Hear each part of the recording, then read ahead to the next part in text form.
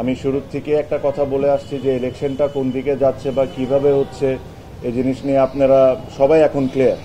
যখন যেমন মনে হচ্ছে, যখন যা মনে হচ্ছে তখন তা করা হচ্ছে। এটা এটা আসলে ইলেকশন না, এটা ইলেকশন না। আর ক্রিকেটের সাথে এই জিনিসটা কোনো দিক থেকেই মানায় না। আপনারা আই এম শিওর যখন ইসি তালিকা দিবে যে আজকে কারা কারা উইথড্র করেছেন, তাদের নামগুলো আপনারা দেখলেই বুঝতে পারবেন যে তারা সবাই তাদের জায়গা থেকে হেভিওয়েট, তাদের ভোট ব্যাংকও ইটস ভেরি স্ট্রং।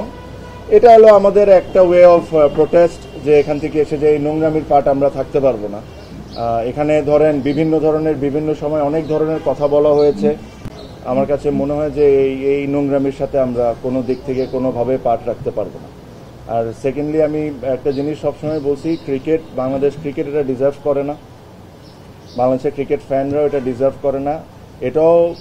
এটাও বলে রাখি, আমি জানি না কতজন স্বীকার করবেন কি করবেন না, বাট এখানে আরও অনেকেই আজকে উইথড্র করতেন, তাদেরকে বিভিন্নভাবে বিভিন্ন ওয়েতে বোঝানো হয়েছে বা চাপ সৃষ্টি করা হয়েছে, তাদেরকে করে থামানো হয়েছে। বাট এছাড়াও অনেকেই আজকে উইথড্র করতেন।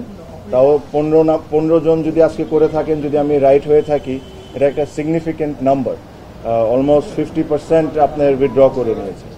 সো আমি এই বিষয়ে কোনো এক সময় ডিটেলসে আপনাদের সাথে কথা বলবো যে কি হয়েছে কি হয় নাই।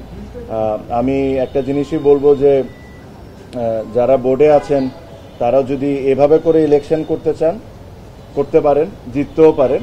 বাট আজকে ক্রিকেট 100% হেরে গেছে, এটা নিয়ে কোনো সন্দেহ নাই। আপনারা বলেন বড় গলায় যে বাংলাদেশে ফিক্সিং বন্ধ করা লাগবে, আগে ইলেকশনের ফিক্সিং বন্ধ করেন, পরে ক্রিকেটের ফিক্সিং বন্ধ করার চিন্তাটা করি।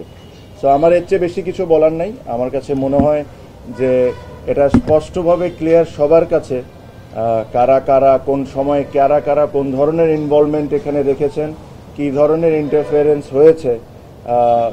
নিয়ম ইচ্ছামতগত সুবিধার মতো যে সময় দরকার ও সময় চেঞ্জ করা হয়েছে।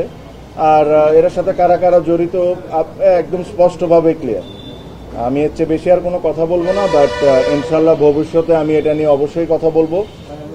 আমি আমার স্পিচ এই কথাই বলে শেষ করব যে এই ইলেকশন বাংলাদেশ ক্রিকেট বোর্ডের জন্য একটা কালো দাগ হয়ে গেল। আর এই ইলেকশনের পার্টের সাথে যারা আছে এরা আই এম শিওর তারাও বুঝতে পারেন যে ইলেকশনটা কোনো দিক থেকেই এটা একটা ইলেকশন ছিল না।